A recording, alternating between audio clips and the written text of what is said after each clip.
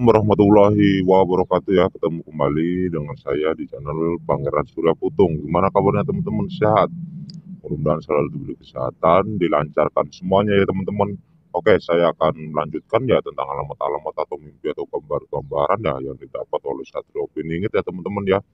Jadi SP melihat ya seperti kereta ya. Jadi kereta api zaman dahulu ya yang ingin direhab atau diperbaiki oleh seseorang ya, orangnya ya, seseorangnya, namun roda yang zaman dulu yang paling tua itu sekarang hanya buat pajangan ya, hanya buat pajangan, namun itu adalah kendaraan zaman dahulu yang orang sekarang tidak pernah merasakannya. Kalau orang sekarang bisa merasakannya, aku yakin nggak akan mampu. Sekarang perjalanannya sudah canggih dibandingkan zaman dahulu, beda jauh ya teman-teman ya. Namun budaya sekarang mau menyamakan zaman dahulu ya, namun itu hanya budaya, tapi kalau kendaraan itu nggak mungkin ya, sebab kesabarannya orang dulu sama orang sekarang itu beda jauh ya teman-teman ya. Yang saya harapkan itu para ulama-ulama harus diperbanyak lagi ya untuk ini, lagi untuk di dunia sekarang ini ya, karena kenegaraan kita ini ada titik di sebuah pusaran bumi yang belum diketahui oleh orang-orang, para wali atau ulama-ulama yang baik ya teman-teman ya.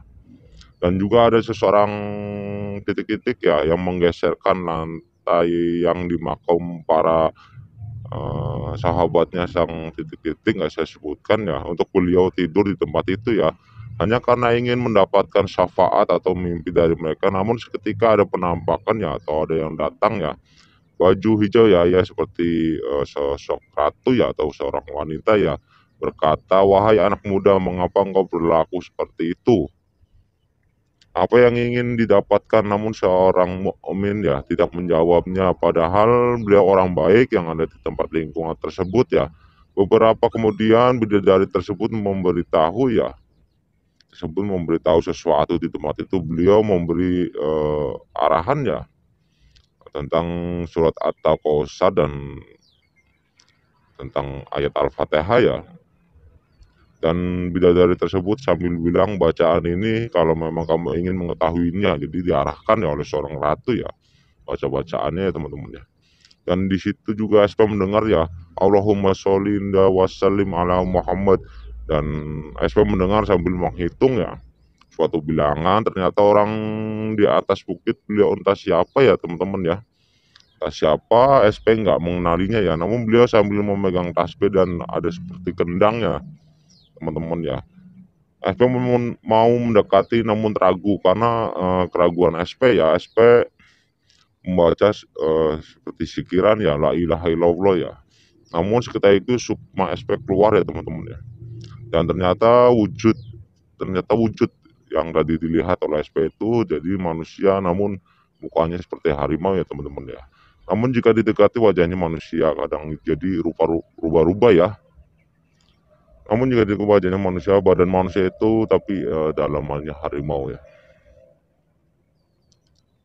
Tapi beliau orang baik, namun bukan sembarang orang ya, karena mungkin beliau orang tertentu sehingga di atas bukit ya sendirian tanpa seseorang. Setelah SP tahu siapa beliau, SP mendekatinya dan memberikan salam ya, memberikan salam dan beliau menjawabnya. Tapi SP tidak bertanya siapa dia dan sedang apa ya teman-teman ya.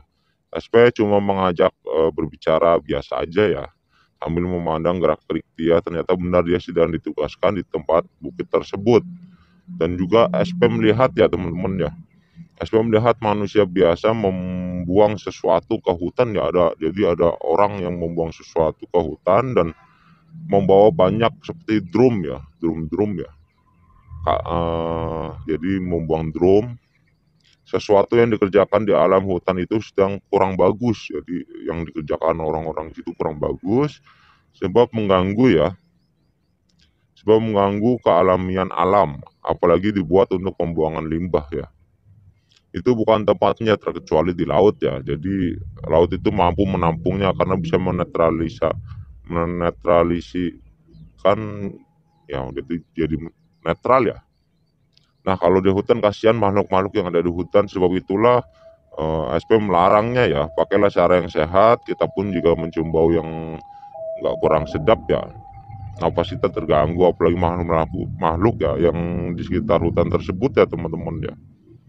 Kasihan ya. Sekarang alam hutan sudah banyak yang mengacak-ngacak, apalagi sekarang dibuat jalan apa gimana ya. Paling tidak kita punya rasa simpatik untuk yang tinggal di alam tersebut. Dan seharusnya biarlah alam hutan itu mempunyai rumput-rumput yang hijau agar makhluk-makhluk yang di situ bertahan hidup ya. Biarlah kita sudah punya jalan dan tempat masing-masing, kasihan mereka yang ada di hutan ya teman-teman ya.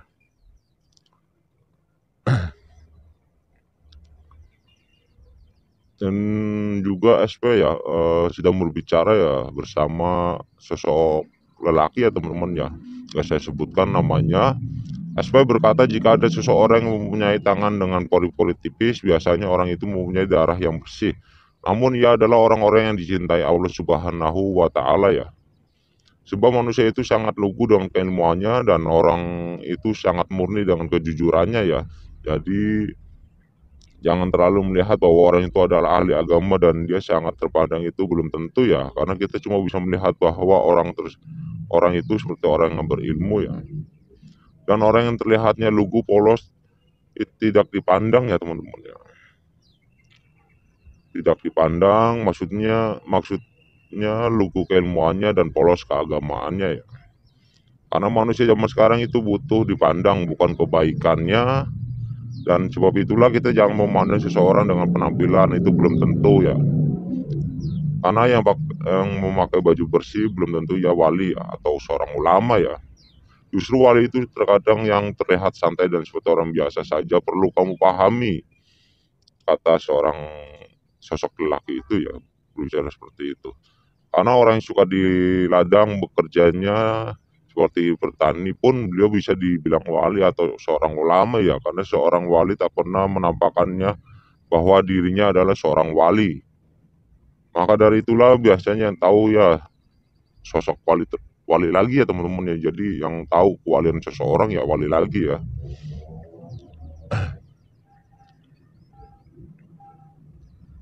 Dan juga saya mendengar seorang ratu ya teman-teman ya, ada sosok ratu ya, nggak saya sebutkan namanya, sedang berbicara dengan sinden ya, nggak saya sebutkan namanya. Seisi dunia ini banyak lubangnya katanya. Jika kita tidak jeli perjalanan di dunia ya, maka akan terpelosok ya, karena dunia ini banyak macamnya dan banyak lika-likunya katanya. Kalau kita asal jalan tidak nengok kanan kiri, maka akan rugi diri kita, sebab dunia ini banyak ilmuwan dan banyak eh, kalau kita asal nanam jadinya hanya rumput tak berbuah. Maka dari itulah jangan memandang hanya sebelah mata ya teman-teman ya, atau satu pihak, harus menelusuri apa dan tujuannya. Kita diciptakan di dunia, kalau kita hanya memandang langit saja, bumi ikut siapa katanya. Kalau kita cuma memandang bumi, langit ikut siapa? Kita harus memandang dua-duanya ya, baru kita lihat seisi dunia. Maka dari itulah rangkul semua, tak usah pilih-pilih, semua ciptaan Allah itu sama ya teman-teman ya. Dan di situ juga ada sosok ya, seorang syekh nggak saya sebutkan, mengajak SP mendatangi guru besarnya, beliau bernama nggak saya sebutkan juga. Dan sosok syekh tersebut ya berkata ke SP, banyak ilmu-ilmu yang harus kamu tampung di badanmu agar tubuhmu mempunyai seperti filter ya, saringan ya, yang otomatis. Sebab itulah aku mengajakmu.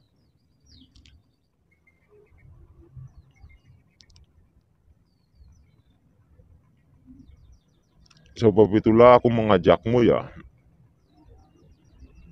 ke tempat beliau ya, supaya kamu bisa menyimak ucapan-ucapan beliau. Beliau adalah orang yang sangat hormat dan sangat merangkul semua umat ya. Karena sulit bagi kita berbicara berbeda-beda agama dan berbeda-beda sifat ya, atau karakter, itu bisa menjadi satu kalau bukan orang-orangnya yang ahli dalam menyatukannya. Ini semua untuk kamu aspek kedepannya katanya ya. Karena kamu seorang diri dan cuma satu kekasihmu yang selalu menguatkanmu. Meski beliau orangnya keras, namun beliau sebenarnya orang baik ya. Tanpa beliau pun kita tidak bisa bekerja untuk dunia. Jadi kita saling membutuhkan, jangan kau anggap sepele ya. Orang seperti dia sangat berjuang untuk negara. Guru besar ingin menyampaikan sesuatu kepadamu SP, namun nanti setelah para leluhur dan para syekh berkumpul ada yang ingin dibicarakan katanya ya. Oke, buat teman-teman semua ya, sebelumnya saya minta maaf ya kalau ada salah-salah kata atau eh, kurang jelas ya atau kurang jelas ya.